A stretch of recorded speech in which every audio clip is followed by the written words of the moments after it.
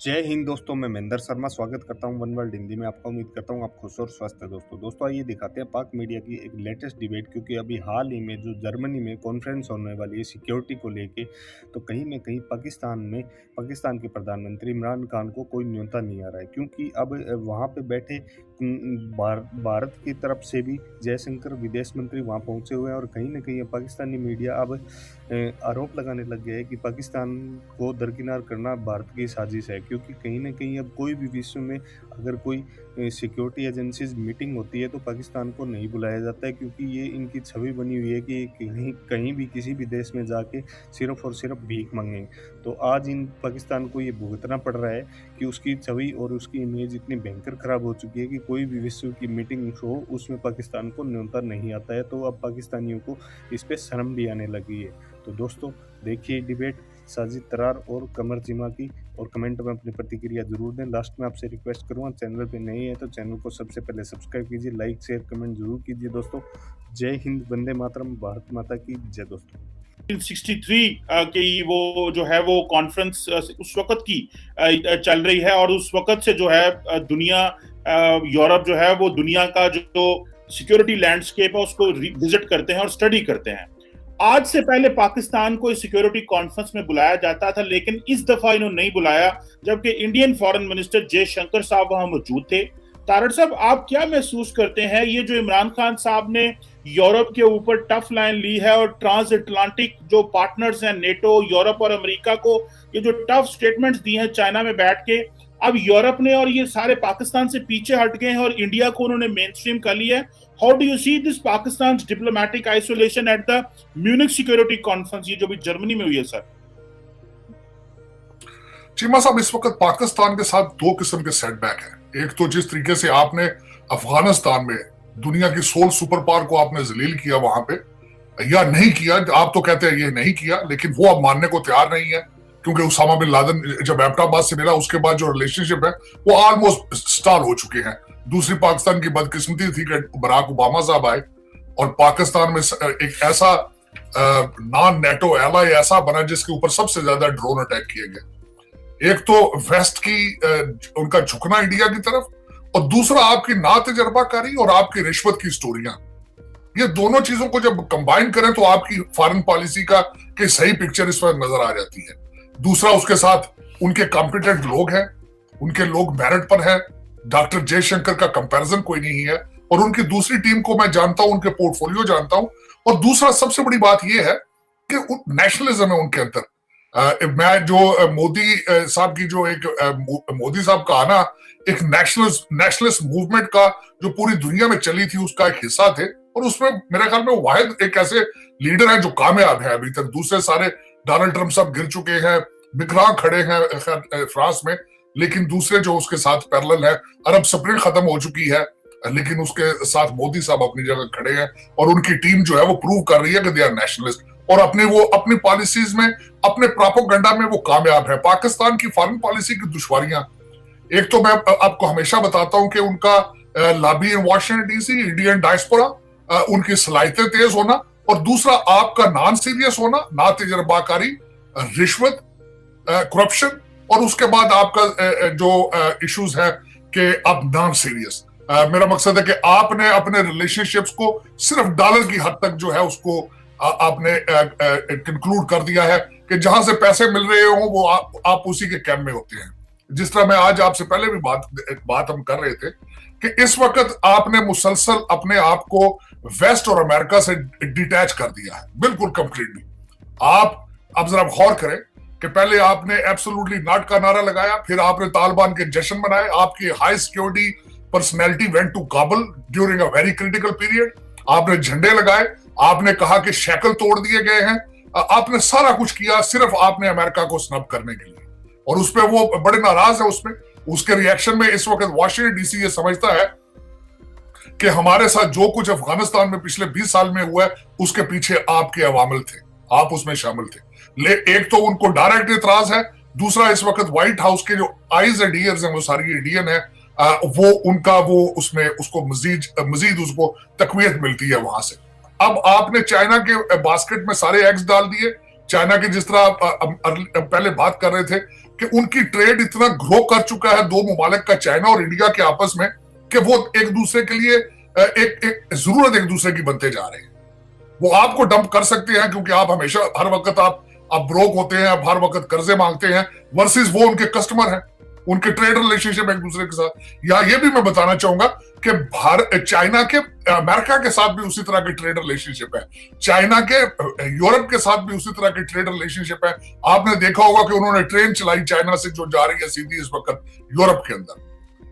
आप ये नहीं समझते कि अगर कल को आपने मुआशी मजबूरी, आपको वो कह दें कि हमारी इकोनॉमिक मजबूरी है और अब आपके साथ इस तरह नहीं चल सकते, आपको प्रोटेक्ट नहीं कर सकते, जिस तरह कि उनका सी पैक फेल हो चुका है पाकिस्तान में और उनकी रिजर्वेशंस हैं, तो फिर आप क्या करेंगे? आप किधर जाएंगे?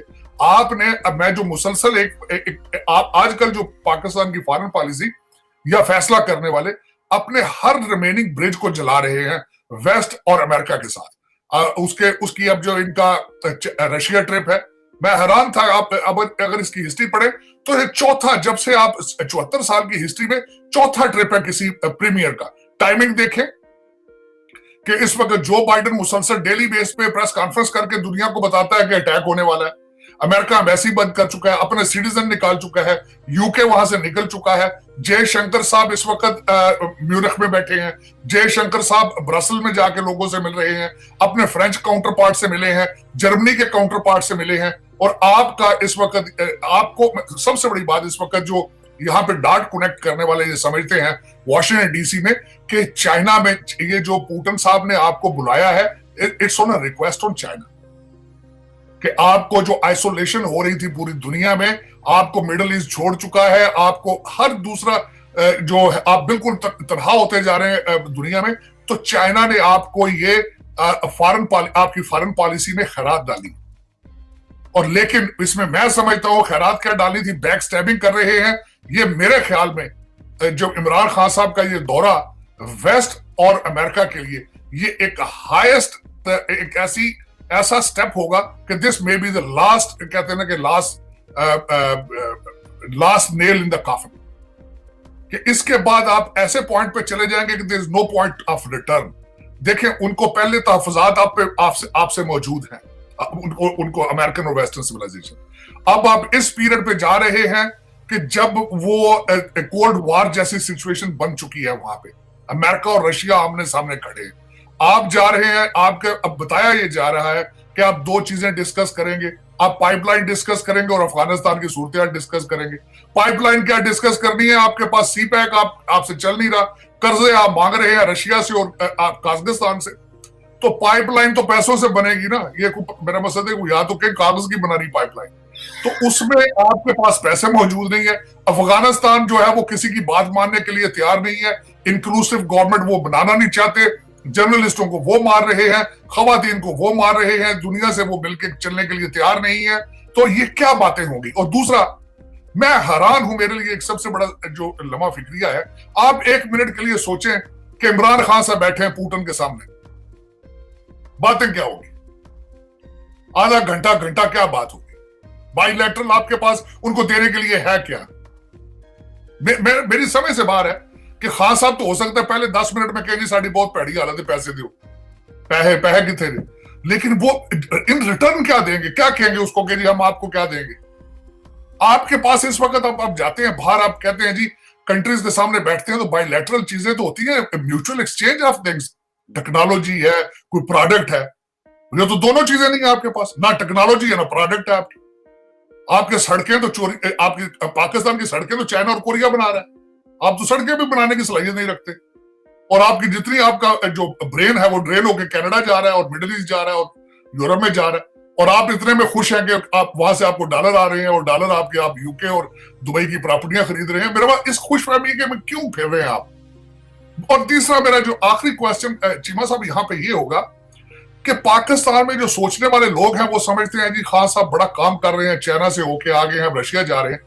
आप अमेरिका और वेस्ट के साथ रिलेशनशिप खराब करना, इस चीज को आप अफोर्ड कर सकते हैं?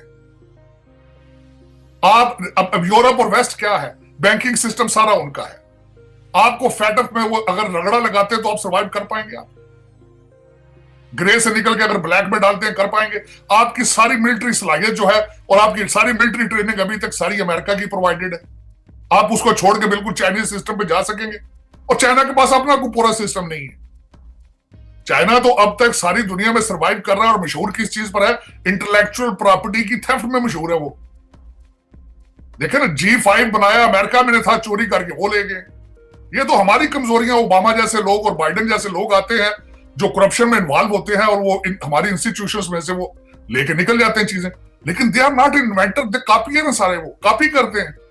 और आज तक कितने मुल्कों की उन्होंने सपोर्ट करके तो एलाइज में उन्होंने जंगें लड़ी? एक भी नहीं।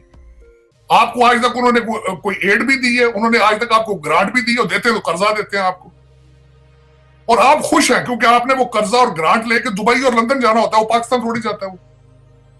तो इन गिवन सर्कमस्टांसेस में आप अपना आखिरी ब्रिज अब जला रहे हैं, रशिया जाने वाला, और इसके कॉन्सिक्वेंसेस होंगे, क्योंकि कॉन्सिक्वेंसेस की लिस्ट ऑलरेडी मैं वॉशिंगटन डीसी में देख रहा हूं। क्योंकि इस वक्त वो लोग ये समझते हैं कि हम जो अफगानिस्तान से निकले थे, हमारा 20 साल का जो एक हमारी शिकस्त हुई है, it took place due to the Pakistan.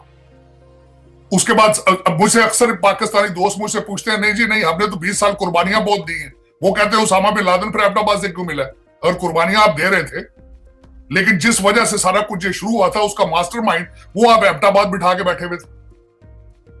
आप अभी तक, मैं जब इसको अमेरिकन फॉरेन पॉलिसी, पाकिस्तान की फॉरेन पॉलिसी, अमेरिका रिलेशनशिप को जब बात करता हूं, तो एक आखिरी चैप्टर जो है आपके रिलेशनशिप के आखिरी 2 चैप्टर, एक उसामा बिन लादेन के बाद इट वाज अ बिग शोकअप, और दूसरा शोकअप अभी आया है जो अफगानिस्तान से निकले हैं, और दोनों आप उसमें दोनों में फेल होते हैं टू प्रोवाइड योर क्लैरिफिकेशंस। आपने उसके बाद इसको उसामा बिन लादेन के मिलने के बाद से नॉर्मल रिलेशनशिप आपके हुए ही नहीं, आप नीड बेस्ड रिलेशनशिप चल रहे थे आपके।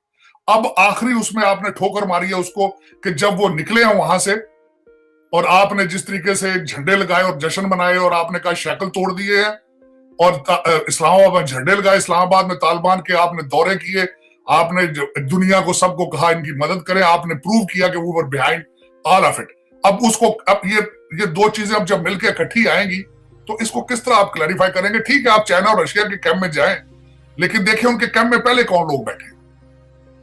एक खतरनाक एलिमेंट चीमा साहब मैं बताना चाहूंगा, खतरनाक एलिमेंट ये है जिसके मैं बिल्कुल मैं एग्री नहीं करता, लेकिन आपके भारत में कुछ ऐसे लोग भी हैं जो आप क्वेश्चन ये कर रहे हैं कि अगर रशिया क्रीमिया जा सकता है, अगर रशिया यूक्रेन जा सकता है, चाइना ताइवान जा सकता है, तो भारत फिर पाकिस्तान भी आ सकता है। हालांकि मैं इसमें समझता हूं कि भारत ना चाइना है, भारत ना रशिया है, they are living in a fiction, but it is the question is there. और आपकी सिचुएशन दिन ब दिन जो कमजोर हो रही है, वो दुनिया को ये क्वेश्चन देती है कि you are not able to defend yourself, you are isolated, your capacities, abilities are the question mark. तो ये सारी चीजें अब मेरे ख्याल में, मैं जिस तरह हमेशा आपको ये अर्ज करता हूं कि Pakistan need a leadership, there is a big vacuum of leadership. जब 25 करोड़ लोग मायूस होते हैं तो एक बहुत बड़ा सेटबैक। इस वक्त पाकिस्तान में लोग मायूस हैं, उनको कोई इस वक्त सामने उम्मीद नजर नहीं आती, होप्स आर नॉट देयर। और खासकर अगले दिन जो 12 रुपए आपका पेट्रोल बढ़ा है और साथ बिजली बढ़ रही है, ना आप कोई चीज मैन्युफैक्चर करने के काबिल है, ना कोई चीज मैन्युफैक्चर करके आप मार्केट प्लेस पे बेचने के काबिल है, और आपकी तनख्वाहें लोगों की नहीं बढ़ रही हैं, इन्फ्लेशन जा रहा है, और जो आपके टेबल के आपके जो माफिया के दोस्त हैं आपके सारे, जो इस वक्त इस्लामाबाद को चला रहे हैं, वो पैसा इस तरह बना रहे हैं जिस तरह उन्होंने घरों में पैसों की मशीनें लगाई हुई हैं करप्शन में, और वो जो कोविड के बाद हर चीज को वो दे आर प्राइस काउचिंग और taking advantage of the situation. और गवर्नमेंट इज कहते हैं होपलेस, बेबस है, गवर्नमेंट कंट्रोल करने की सलाहियत नहीं रखती। गवर्नमेंट सिर्फ इस वक्त, जो मैं पिछले 2 हफ्ते में देख रहा हूं, गवर्नमेंट सिर्फ इस वक्त सहाफियों के पीछे है, और पीका का ऑर्डिनेंस उन्होंने ले आए सामने, आपने प्रूव कर दिया कि this is what we are. आपकी प्रायोरिटीज क्या है, दुनिया की प्रायोरिटीज क्या है?